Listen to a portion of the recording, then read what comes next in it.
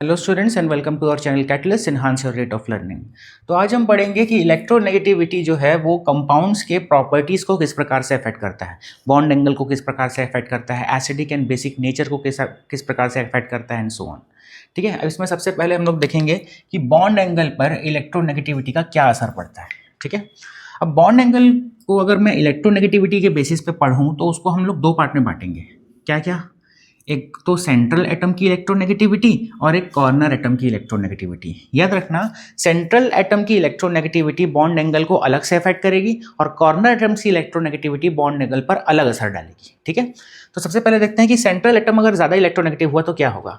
जितना ज़्यादा central atom electronegative होगा, ये जो बॉन्ड पेयर्स हैं, मतलब दो इलेक्ट्रॉन की शेयरिंग से जो बॉन्ड बना है उसको वो ज़्यादा फोर्स से खींच लेगा। जितने ज़्यादा फोर्स से अगर सेंट्रल एटम बॉन्ड पेयर को खींचेगा तो उनके बीच का बॉन्ड एंगल क्या हो जाएगा, बढ़ जाएगा। ठीक है, जैसे कि फॉर एग्जांपल देखो, सल्फर और ऑक्सीजन में ज़्यादा इलेक्ट्रोनेगेटिव कौन होता है? ऑक्सीजन। ऑक्सीजन ज़्यादा इलेक्ट्रोनेगेटिव है, इसका मतलब ये शेयर्ड पेयर ऑफ मतलब बॉन्ड पेयर जो है वो ऑक्सीजन की तरफ ज़्यादा जोर से खिंचाएगा, जिसके कारण बॉन्ड एंगल जो है वो बढ़ जाएगा। लेकिन वहीं sulphur as compare to oxygen, sulphur की इलेक्ट्रोनेगेटिविटी कम है, इसका मतलब बॉन्ड पेयर पर उतना फोर्स नहीं लग पाएगा जितना ऑक्सीजन ने लगाया, जिसके कारण उसका बॉन्ड एंगल छोटा रह जाएगा। इसलिए जितना ज़्यादा सेंट्रल एटम की इलेक्ट्रोनेगेटिविटी, बॉन्ड एंगल उतना ज़्यादा होगा। ठीक है, अब वही देखते हैं कॉर्नर एटम्स को। कॉर्नर एटम्स में उल्टा हो जाएगा। कॉर्नर एटम्स की इलेक्ट्रोनेगेटिविटी अगर ज़्यादा हुई तो फिर वो सेंट्रल एटम के भी इलेक्ट्रॉन्स को पार्शियली अपने तरफ अट्रैक्ट कर लेंगे, जिसके कारण सेंट्रल एटम पर इलेक्ट्रॉन डेंसिटी कम हो जाएगी। सेंट्रल एटम पे इलेक्ट्रॉन डेंसिटी अगर कम हुई तो फिर क्या होगा, उसका टेंडेंसी बॉन्ड को अपने तरफ खींचने का टेंडेंसी कम हो जाएगा, जिसके कारण बॉन्ड एंगल क्या हो जाएगा, डिक्रीज हो जाएगा। ठीक है, जैसे कि फॉर एग्जांपल NH3 और NF3 में हमको पता है कि हाइड्रोजन से ज़्यादा इलेक्ट्रोनेगेटिव फ्लोरीन होता है। फ्लोरीन ज़्यादा इलेक्ट्रोनेगेटिव है, इसका मतलब वो क्या करेगा, नाइट्रोजन के भी इलेक्ट्रॉन को अपने तरफ पार्शियली अट्रैक्ट कर लेगा, जिसके कारण नाइट्रोजन के ऊपर इलेक्ट्रॉन डेंसिटी कम होगी। इलेक्ट्रॉन डेंसिटी कम होगी तो नाइट्रोजन का बॉन्ड को खींचने का टेंडेंसी कम होगा, जिसके कारण बॉन्ड एंगल शॉर्ट रह जाएगा। जबकि NH3 के केस में देखो, हाइड्रोजन का कम इलेक्ट्रोनेगेटिव है, कम इलेक्ट्रोनेगेटिव है तो नाइट्रोजन उसको जोर से खींचेगा, है ना। हाइड्रोजन अगर कम इलेक्ट्रोनेगेटिव है तो वो नाइट्रोजन के इलेक्ट्रॉन्स को अपने तरफ उतने जोर से नहीं खींच पाएगा, जिसके कारण नाइट्रोजन का इलेक्ट्रॉन डेंसिटी वैसे का वैसे ही रहेगा, मतलब हाई रहेगा। इलेक्ट्रॉन डेंसिटी ज़्यादा रहेगा तो फिर ये बॉन्ड को और जोर से खींच पाएगा, जिसके कारण बॉन्ड एंगल क्या हो जाएगा, बढ़ जाएगा। ठीक है, इसलिए NH3 का जो बॉन्ड एंगल है वो NF3 से ज़्यादा है, क्योंकि फ्लोरीन की इलेक्ट्रोनेगेटिविटी ज़्यादा है। ठीक है, वहीं अगर देखूँगा, अगर मैं OF2 दे दिया, अब भैया ऑक्सीजन भी इलेक्ट्रोनेगेटिव है और फ्लोरीन भी इलेक्ट्रोनेगेटिव है, लेकिन हमको पता है कि फ्लोरीन ज़्यादा इलेक्ट्रोनेगेटिव है एज कंपेयर टू ऑक्सीजन। ठीक है, जिसके कारण ये शेयर्ड पेयर ऑफ इलेक्ट्रॉन को, मतलब ऑक्सीजन के इलेक्ट्रॉन को ज़्यादा जोर से खींचेगा, ऑक्सीजन की इलेक्ट्रॉन डेंसिटी कम होगी और इसका बॉन्ड एंगल जो है वो 103 रह जाएगा। जबकि वही अगर H2O में देखो तो बॉन्ड एंगल थोड़ा सा ज़्यादा है। क्यों? क्योंकि हाइड्रोजन की electronegativity as compare to fluorine जो है वो कम होती है, जिसके कारण हाइड्रोजन ऑक्सीजन के इलेक्ट्रॉन्स को नहीं खींच पाएगा, ऑक्सीजन की इलेक्ट्रॉन डेंसिटी ज़्यादा रहेगी और बॉन्ड एंगल ज़्यादा रहेगा। लेकिन यहाँ पे फ्लोरीन ने इलेक्ट्रॉन को खींच लिया है, ऑक्सीजन की इलेक्ट्रॉन डेंसिटी को कम किया है, जिसके कारण ऑक्सीजन इन बॉन्ड पेयर को अपने तरफ उतने जोर से नहीं खींच पाएगा जितने जोर से हाइड्रोजन वाले केस में खींच रहा था, जिसके कारण इसका बॉन्ड एंगल थोड़ा कम हो जाएगा एज कंपेयर टू H2O। ठीक है, before moving on take a screenshot. तो अब देखते हैं कि बॉन्ड फॉर्मेशन पर इलेक्ट्रोनेगेटिविटी का क्या असर पड़ता है। अलग अलग सब्सटेंस की अलग अलग इलेक्ट्रोनेगेटिविटी होती है, जिसके कारण शेयर्ड पेयर ऑफ इलेक्ट्रॉन को वो अलग अलग फोर्स से खींचते हैं। ठीक है, जिसके कारण जब वो किसी दूसरे सब्सटेंस से रिएक्ट करते हैं तो उनका प्रोडक्ट भी अलग अलग टाइप का बनता है। कैसे? जैसे कि Cl2O को ले लो। Cl2O मतलब डाइक्लोरो मोनोऑक्साइड। डाइक्लोरो मोनोऑक्साइड का जब हाइड्रोलिसिस करोगे, मतलब वाटर के साथ रिएक्शन कराओगे, तो हम लोग को हाइपोक्लोरस एसिड मतलब HOCl मिलता है, जबकि BCl3 का हाइड्रोलिसिस कराने से हम लोग को हाइड्रोक्लोरिक एसिड मिलता है। ठीक है, क्यों हुआ ऐसा देखते हैं। Cl2O मतलब डाइक्लोरो मोनोऑक्साइड। Cl2O को अगर मैं हाइड्रोलिसिस करूं, मतलब वाटर से रिएक्शन कराऊं, तो ऐसे केस में हमको पता है कि ऑक्सीजन की electronegativity as compare to chlorine ज़्यादा होती है, जिसके कारण shared pair of electron oxygen की तरफ ज़्यादा अट्रैक्टेड रहेगा और ऑक्सीजन के ऊपर एक पार्शियल नेगेटिव चार्ज आएगा और इन क्लोरीन्स के पास पार्शियल पॉजिटिव चार्ज आ जाएगा। ठीक है, अब जब इनका डिसोसिएशन होगा, जब ये टूटेंगे पानी में जाकर, तो पानी में टूटते ही ये Cl पॉजिटिव हो जाएगा और OCl नेगेटिव में डिस्ट्रीब्यूट हो जाएगा। जबकि वाटर डिसोसिएट होता है तो किस में H पॉजिटिव और OH नेगेटिव मिलता है हमको, है ना। अब होगा ये कि वाटर का H positive ion dichloro monoxide के OCl नेगेटिव आयन से रिएक्ट करके क्या बना लेगा, एक HOCl मतलब हाइपोक्लोरस एसिड का फॉर्मेशन करेगा। और सिमिलरली वाटर का OH नेगेटिव आयन OCl2 के Cl पॉजिटिव आयन के साथ रिएक्ट करके एक और HOCl का फॉर्मेशन करेगा। मतलब दो मॉलिक्यूल मिल जाएंगे हम लोग को हाइपोक्लोरस एसिड के।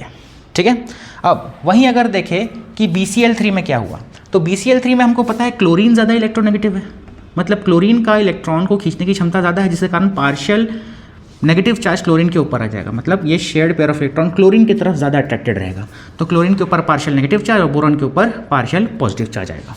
ठीक है, अब जब इसका हाइड्रोलिसिस होगा, वाटर तो अगेन किस में बटेगा, H positive OH negative, H positive OH negative, 3 water के मॉलिक्यूल्स लिए हैं मैंने, तो 3 H पॉजिटिव और 3 OH नेगेटिव मिला है मुझे। और जब ये डिसोसिएट होगा तो 3 Cl नेगेटिव अलग होंगे और बोरॉन के ऊपर 3 पॉजिटिव चार्ज लग जाएगा, क्योंकि 3 इलेक्ट्रॉन, क्योंकि बोरॉन ने अपने तीनों इलेक्ट्रॉन एक क्लोरीन को दे दिए, तो इसके कारण बोरॉन के ऊपर 3 पॉजिटिव लग गया। अब होगा ये कि जितने भी हाइड्रोजन हैं वो सब H positive ion Cl negative ion के साथ रिएक्ट करेंगे और 3 HCl बना लिए, जबकि बोरॉन के 3 पॉजिटिव आयन, बोरॉन के 3 पॉजिटिव पर OH नेगेटिव आयन जो है वो अटैक कर देंगे, जिसके कारण BOH whole thrice, BOH whole thrice मतलब बोरिक एसिड का फॉर्मेशन होगा। ठीक है, तो क्योंकि इलेक्ट्रोनेगेटिविटी अलग अलग हुई, इसीलिए इन लोग का रिएक्ट करने का अप्रोच भी क्या हुआ, अलग अलग हुआ। यहाँ पे देख सकते हो क्लोरीन का इलेक्ट्रोनेगेटिविटी जो है वो एज़ कम्पेयर टू ऑक्सीजन कम था, जिसके कारण क्लोरीन जो है वो H पॉजिटिव के साथ रिएक्ट किया। मतलब जब इसका डिसोसिएशन हुआ तो Cl पॉजिटिव और OCl नेगेटिव बना, जिसके कारण H पॉजिटिव जो है वो OCl नेगेटिव के साथ रिएक्ट कर लिया और OH नेगेटिव वाटर का Cl पॉजिटिव के साथ रिएक्ट किया, जिसके कारण हम लोग को 2 मॉलिक्यूल मिले हाइपोक्लोरस एसिड के। सिमिलरली यहाँ पे क्या हुआ, यहाँ पे क्लोरीन की इलेक्ट्रोनेगेटिविटी ज़्यादा, जिसके कारण यहाँ पे क्लोरीन के ऊपर पॉजिटिव के बदले क्या आ गया, नेगेटिव चार्ज आया। ठीक है, जिसके कारण जब इसका डिसोसिएशन हुआ तो OH नेगेटिव आयंस जो होंगे वो बोरॉन के 3 पॉजिटिव आयन से रिएक्ट करके क्या बना लिए, BOH3 मतलब बोरिक एसिड बना लिए, जबकि H पॉजिटिव आयन जो है वो क्लोरीन मतलब Cl नेगेटिव आयन के साथ रिएक्ट करके 3 HCl बना लिए। ठीक है, before moving on take a screenshot. अब देखते हैं कि इलेक्ट्रोनेगेटिविटी एसिडिक और बेसिक प्रॉपर्टीज़ को किस प्रकार से इन्फ्लुएंस करती है। इलेक्ट्रोनेगेटिविटी एसिडिक प्रॉपर्टी को बढ़ाएगा कि कम करेगा, बेसिक प्रॉपर्टी को बढ़ाएगा कि कम करेगा, ये हमको देखना है। ठीक है, अब इसमें सबसे पहले याद रखना है तुमको कि एसिड जो होते हैं वो इलेक्ट्रॉन के एक्सेप्टर्स होते हैं, मतलब इलेक्ट्रॉन को एक्सेप्ट करते हैं, जबकि बेसिस जो होते हैं इसका उल्टा काम, मतलब इलेक्ट्रॉन को डोनेट करने का काम करते हैं। ठीक है, इसका मतलब जितनी ज़्यादा इलेक्ट्रोनेगेटिविटी होगी, इलेक्ट्रॉन को खींचने और एक्सेप्ट करने की क्षमता उतनी ज़्यादा होगी, और इसका मतलब उसका एसिडिक कैरेक्टर क्या होगा, बढ़ेगा।